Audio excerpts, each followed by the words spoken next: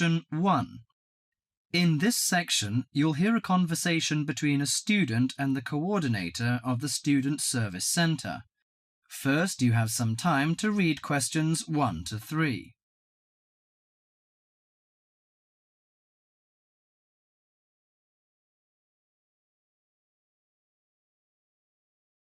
Now listen to the conversation and answer questions 1 to 3. Hi, sit down, please. How can I help you? Thank you. I'm a student in the sociology faculty. I'm coming to ask for some information about renting a room in the college or near the campus. My name is Sarah. Yes, Sarah. How long have you been here in Sydney? You are not new, I suppose. No, I'm in my second year. I came to Sydney 18 months ago from Korea. Where are you living now? I live with my aunt in my cousin's room. It's pretty nice to live with my relatives, but unfortunately my cousin has finished his term and is returning from Britain next week. I have to rent a room for myself. Yes, it sounds a little unfortunate, but I suppose it's a good chance for you to have a deeper understanding to real world. I hope so. Well, what sort of thing are you looking for? What we provide ranges from shared flat to homestay. And of course we have houses with gardens if you like. No, the house with a garden is obviously out of my price range.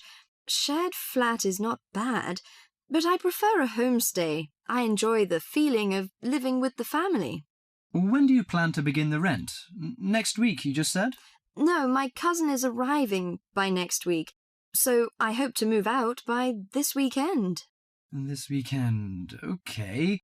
The main area we deal with is around the university. Around the university, aha. Do you have anything near the northern gate of the university? You know, the sociology faculty is near the northern gate.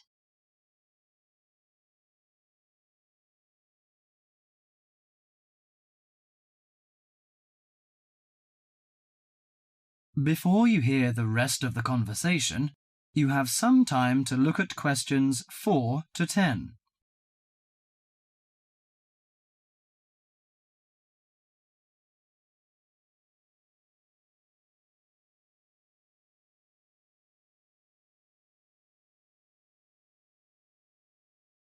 Now listen to the conversation and answer questions 4 to 10.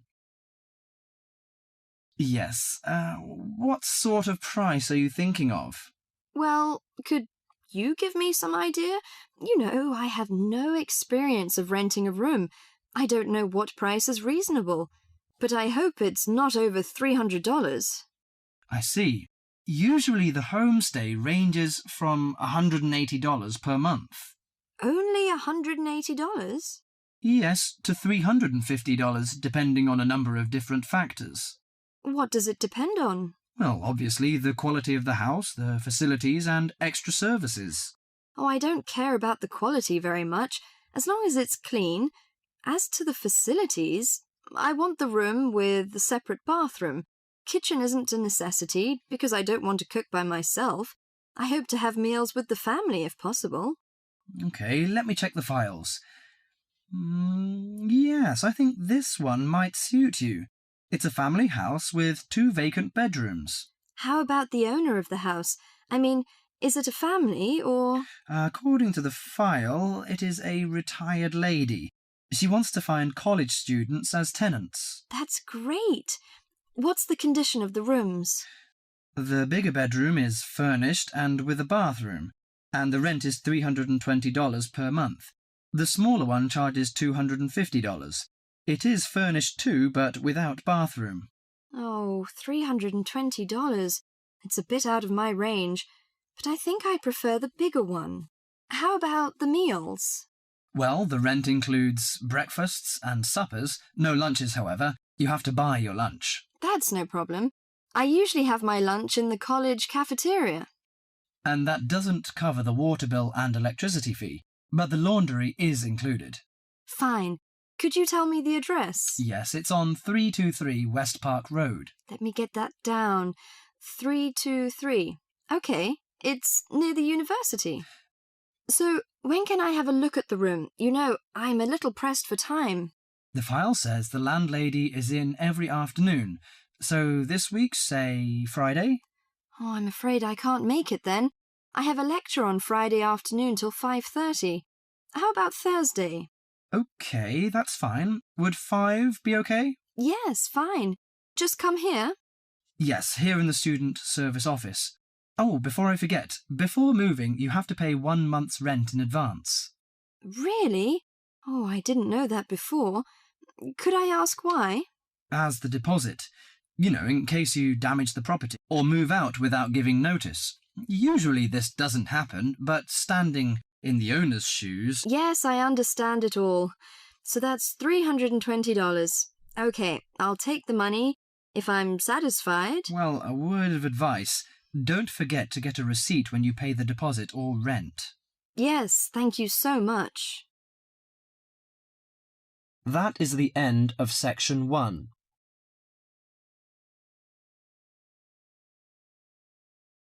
You now have half a minute to check your answers.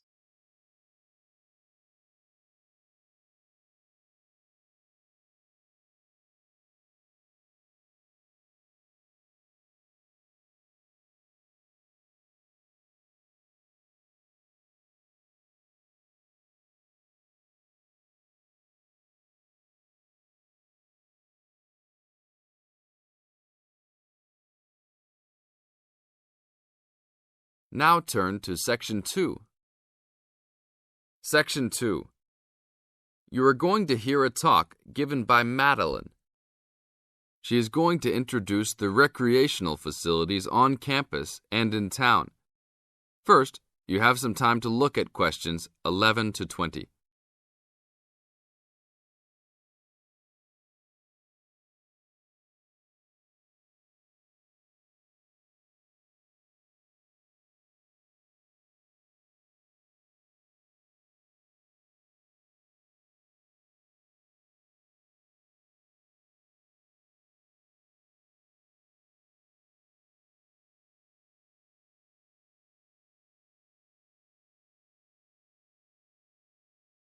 As you listen to the talk, answer questions 11 to 20. Well, good morning, everybody. My name's Madeline Stewart, and I'm here to tell you about the recreational facilities available on campus, and also to tell you something about what the town has to offer. You may already know that your Students' Union membership also includes membership of the Sports Union, which provides a range of sporting and recreational facilities on campus, much the same as those in most British universities. The Sports Union has football, tennis, and cricket teams in local competitions. And really, most sports are catered for in some way on campus, even if they're just social matches. In the building itself, there are fitness classes and a full gym, including weights. The Sports Union can also provide cheap tickets to some major sporting events. And to keep you up to date with everything available, there's a weekly newsletter distributed around the campus.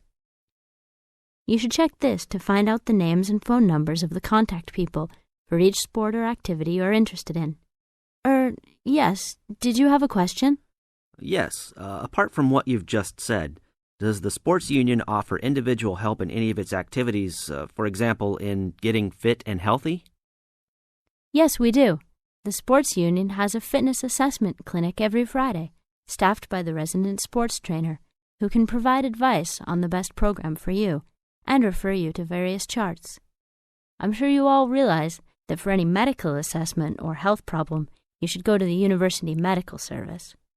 The sports trainer can also advise you on a suitable training program using the weights. And now on to Ashbury. For a town of its size, Ashbury has some unusually good leisure and sporting facilities, most of which are near the center of town and easily reached by bus from this campus. There's a new, well, almost new, Olympic-sized swimming pool. That's not quite in the central town area, but it's only a 5-minute walk from the bus stop. Above the pool, there's a high-tech fitness center that any of you more serious fitness lovers would need to check out.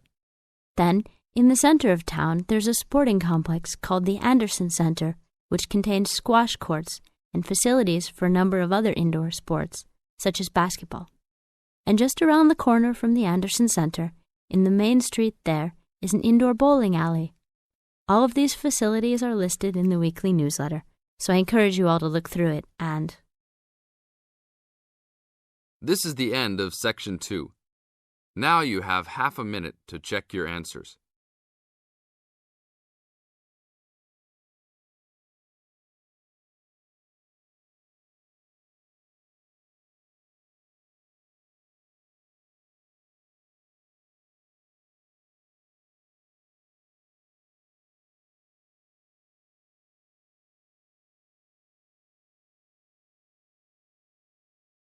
Now turn to Section 3.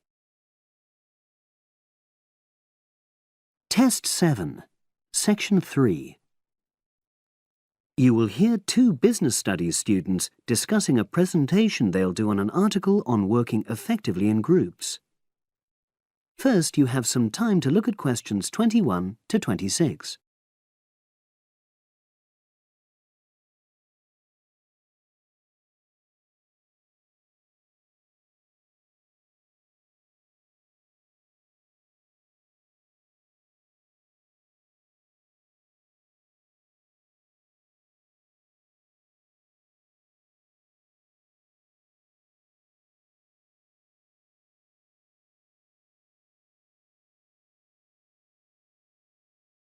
Now listen and answer questions 21 to 26. So, Brad, what did you think of the article on group work? Oh, hi, Helen. Yeah, it was pretty good, with helpful pieces of advice on how to make group work effective. I think we were lucky to be given such a straightforward text to present at the management skills seminar. Yeah. Actually, shall we discuss it now? Have you got time? Sure. It's only a 10-minute presentation, so we just need to explain and then give our views on the main points raised in the article. I'll jot down some notes. Right.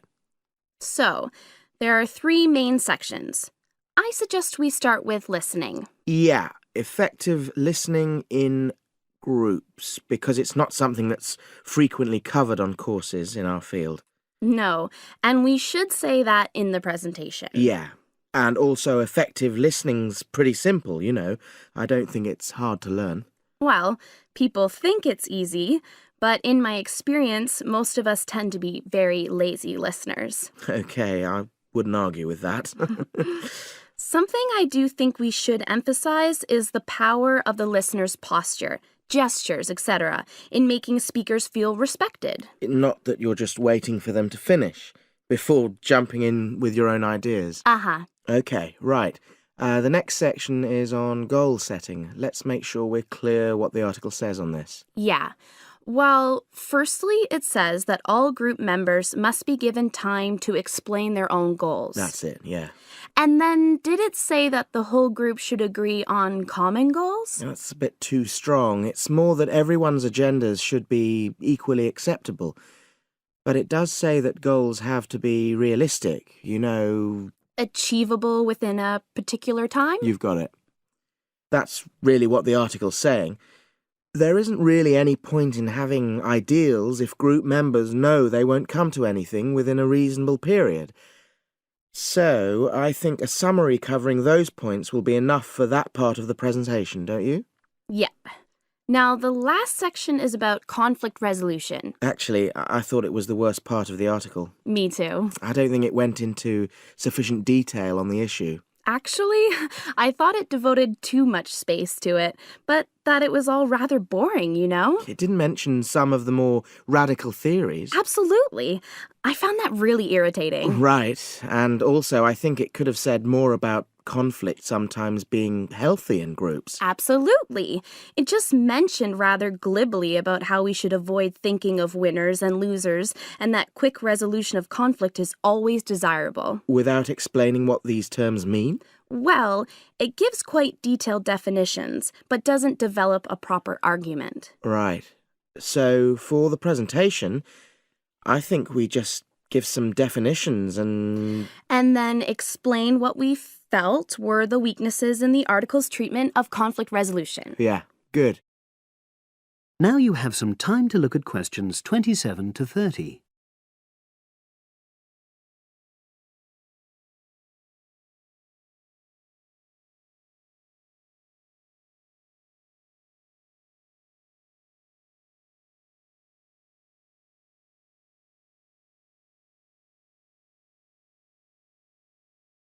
Now listen and answer questions 27 to 30. So, let's think about what we have to prepare for the actual presentation. Well, I suppose we'll use PowerPoint, but I'm hopeless at using it, especially if it has any visuals. I really have to look into doing a course on it because I know I'll need it in the future. Don't worry, I'm quite happy using PowerPoint and I'll put it together when everything else is ready. That's a relief. But yes, do that later. Okay. Now, I heard the tutor saying we have to include some well-chosen quotations from the article. I'm not sure if we do. I'll email him to find out. No need, I can just have a look at the specs he gave us when he set the task. That'll be quicker. But the tutor definitely said we have to prepare a handout to go with the talk. I'm not really sure how we do that. Sarah did one last year. Who's she? She's doing the same option as me in marketing. I'll ask her advice on what to include. Great. So that just leaves the bibliography at the end. I suppose it'll mainly be articles. Yeah. So we'll just look on the web, and we can leave that till later. But we've been advised against that. Well, we could have a look through some journals in the library. I think we should start by looking through module handbooks. I think that'll give us some good leads. Yeah, you're probably right. So that's all the topics. That is the end of section 3. You now have half a minute to check your answers.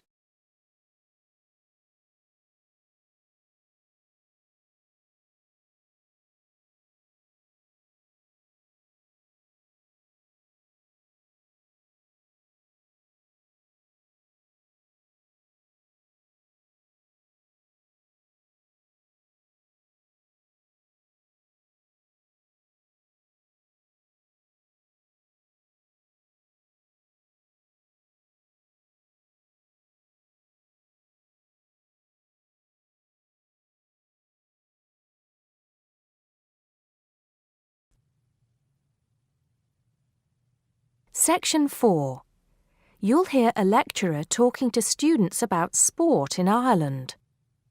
First, you have some time to look at questions 31 to 33.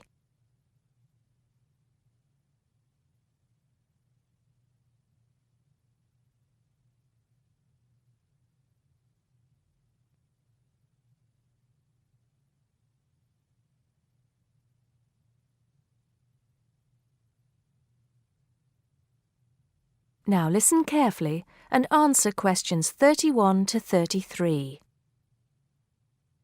Now, today we're going to be finding out about the most popular sports in the Emerald Isle. That's Ireland, of course. Can you guess what they are? Well, there are these two lesser-played games, a form of rounders and Gaelic handball.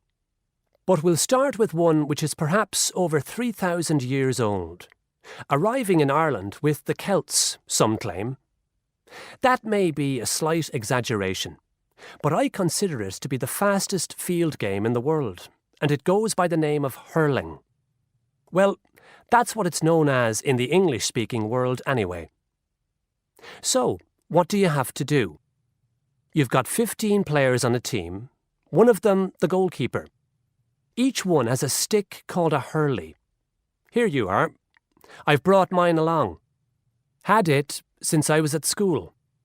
This is what it looks like, and basically you have to get this ball, called a sliotar, that's S-L-I-O-T-A-R,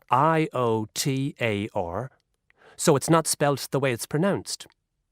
You hit it into the net for 3 points, or you can hit it over the net for 1 point. The goal looks like the letter H, with the net under the crossbar. The goalie has a bigger stick than the others to help keep the ball out. You can also catch the sliotar and run with it for 4 steps maximum, or bounce it on your stick. Is that clear to you all? I'll be showing you a video a bit later so you can see what a game actually looks like. You might like to think of it as a mixture of lacrosse, hockey, and baseball. Oh, and it's played by women too, but it goes by the name of camogie in that case. Before you hear the rest of the talk, you have some time to look at questions 34 to 40.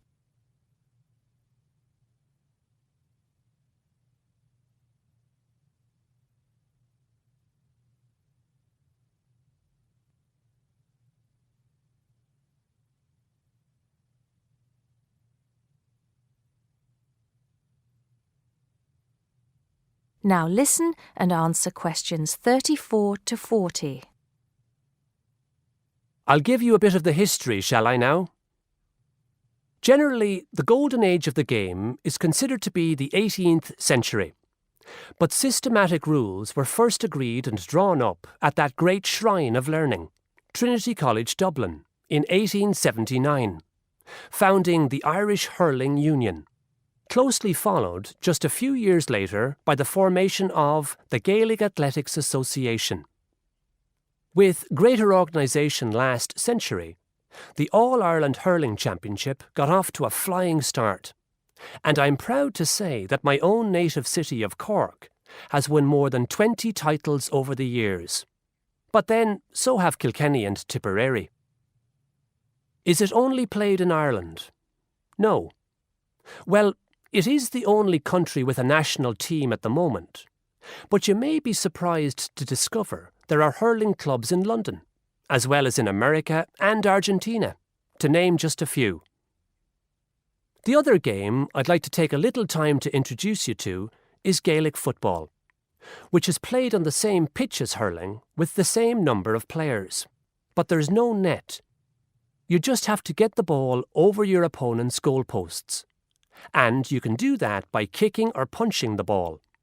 However, you're not supposed to do that to the players, I might add.